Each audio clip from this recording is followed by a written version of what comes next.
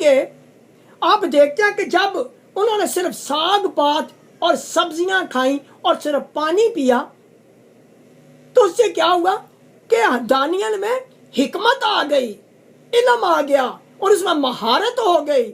और दानियल हर तरह की हिकमत, रोया और ख्वाब में साहिब फहम था। यानी बाकी सारे जवानों में लिखा है तब खुदा ने उन चारों जवानों को मार्फत और हर तरह की हिकमत और इल्म में महारत बख्शी, चारों को।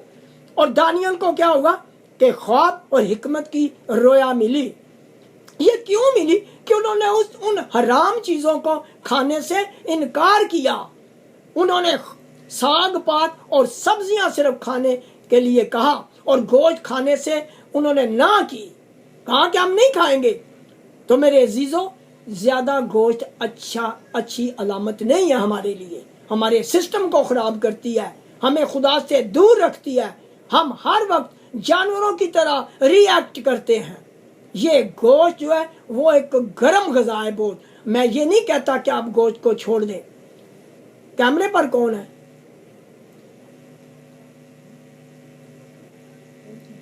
अच्छा, इसके बाद हम देखते हैं 18 से 20 आए।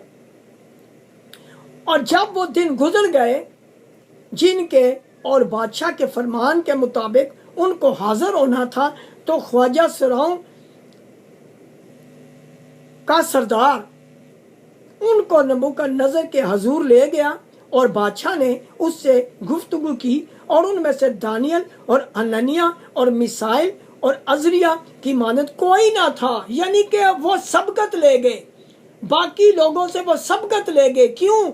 वही बात है कि उन्होंने घास पात और वो जो साग वगैरह है जो भी है, और इसके अलावा सब्जियां खाई और सिर्फ पानी पिया।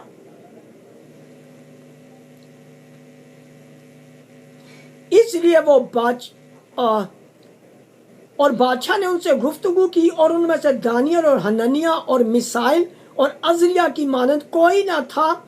इसलिए वो बादशाह के हजूर खड़े रहने लगे और हर तरह की खिरदमंदी और दानिशवरी के बाब में जो कुछ बादशाह ने उनसे पूछा, उनको तमाम फालगीरों और नजूमियों से जो उसके तमाम मुल्क में थे 10 दर्जे बेहतर पाया। यानी उनमें इतनी ताकत आ गई थी, उनमें इतनी समझ थी, इतनी हिकमत आ गई कि नजूमियों और जो फालगीर थे, जो बादशाह के अक्लमंद या सियाने समझे जाते थे, उनसे भी ज्यादा इनमें अक्ल आ गई। क्यों? कि क्यों वो खुदा के कलाम के मुताबिक जीना चाहते थे। हम देखते हैं कि वो क्यों उन्होंने ये साग पात और सब्जियों का कहा था। हम खुदा के कलाम के जो मुकाशफात हैं उनको देखने की कोशिश करते हैं। सब्जियां और साग पात में क्या बात है जो लोग ज्यादा सेहतमंद होते हैं?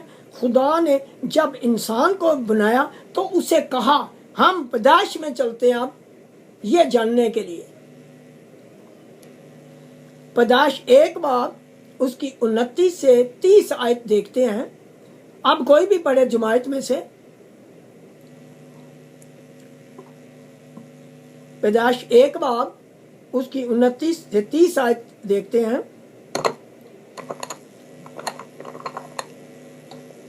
और खुदा ने कहा, देखो मैं तमाम रुई जमीन की कुल बीजदार सब्जी और हर दरख्त जिसमें उसका बीजदार फल हो तुमको देता हूँ। ये तुम्हारे खाने को हो और जमीन के कुल जानवरों के लिए और हवा के कुल परिंदों के लिए और उन सब के लिए जो जमीन पर रेंगने वाले हैं, जिनमें जिंदगी का दम है, कुल हरी बूटियां खाने को देता हूँ।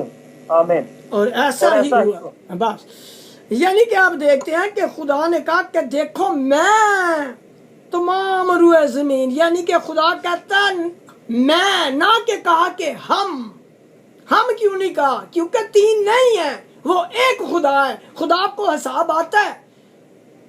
लोग समझते हैं खुदा को हिसाब नहीं है, तीनों के लिए मैं इस्तेमाल कर रहा है खुदा। ये बात नहीं है। खुदा है ही मैं है, I am that I am. जैसे खुदा कहता है मैं हूं जो हूं। तो ये हमें समझना चाहिए। एक लफ्ज, एक आयत है 26, उसको लोग पीट रहे हैं, अभी तक उसी का ढिंढोरा पीट रहे हैं कि आओ हम इंसान को अपनी सूरत और अपनी शबीह पर बनाए। और बाकी खुदा ने पता नहीं 500, 1000 आयतें दी हैं हजारों की तादाद में, उन पर गौर नहीं करते।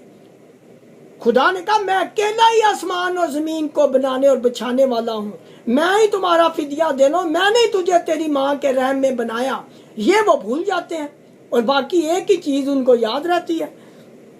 तो यहाँ खुदा ने कहा कि देखो मैं तमाम रुए जमीन की कुल बीजदार सब्जी और हर दरख्त जिसमें उसका बीजदार फल हो तुमको देता हूँ। यहाँ खुदा ने मुकाशवा ज़ाहिर किया है कि तमाम रुए जमीन की कुल बीजदार सब्जी और हर दरख्त जिसमें उसका बीज है। इसका क्या मतलब है?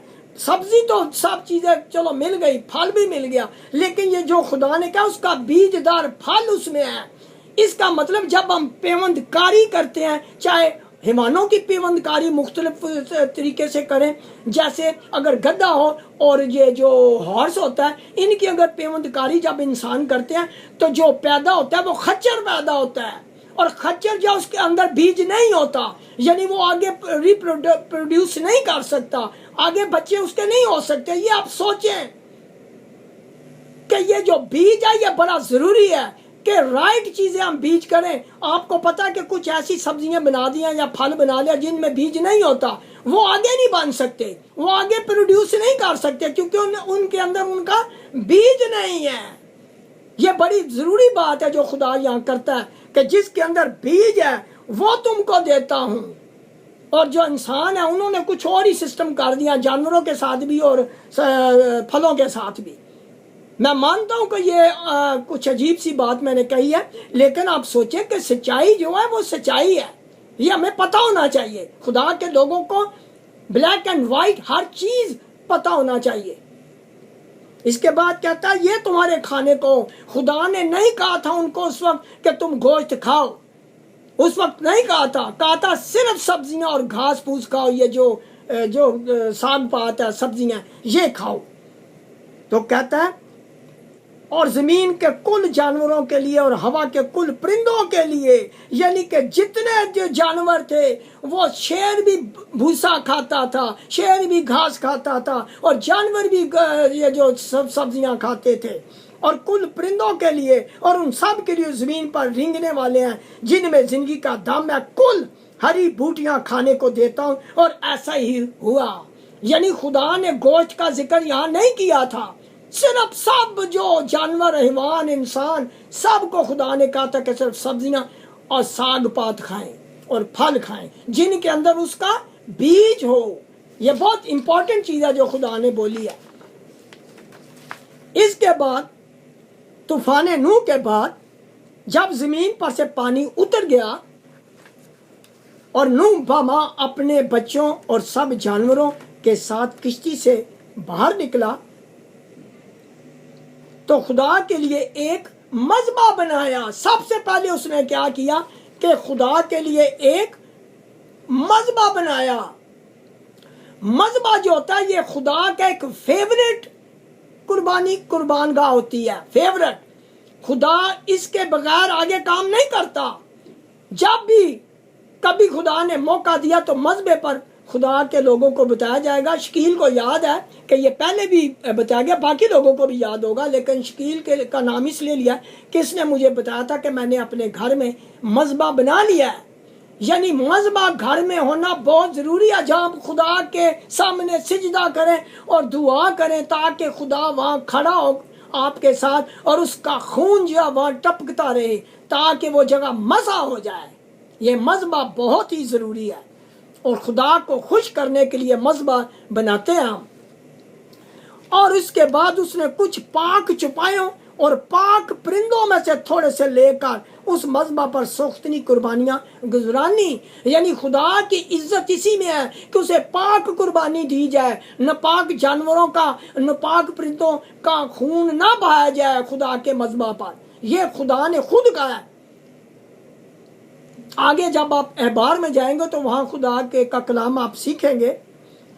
और खुदा ने उनकी रात अंगेज खुशबू ली और खुदावन ने सबसे अहद किया कि मैं फिर कभी इंसान के सबब से जमीन पर लानत ना भेजूंगा और ना ही फिर सब जानवरों को मारूंगा और सर्दी, गर्मी, तपश और झाड़ा माकूफ नहीं होगा। इसके इसके बाद हम देखते हैं कि पैदाइश 9 बाब 3 और 4 आयत में देखते हैं, ये 8 बाब में सब कुछ लिखा हुआ है जो मैंने पढ़ा है, उसकी आखिरी आयत में लिखा हुआ है। और अब हम देखते हैं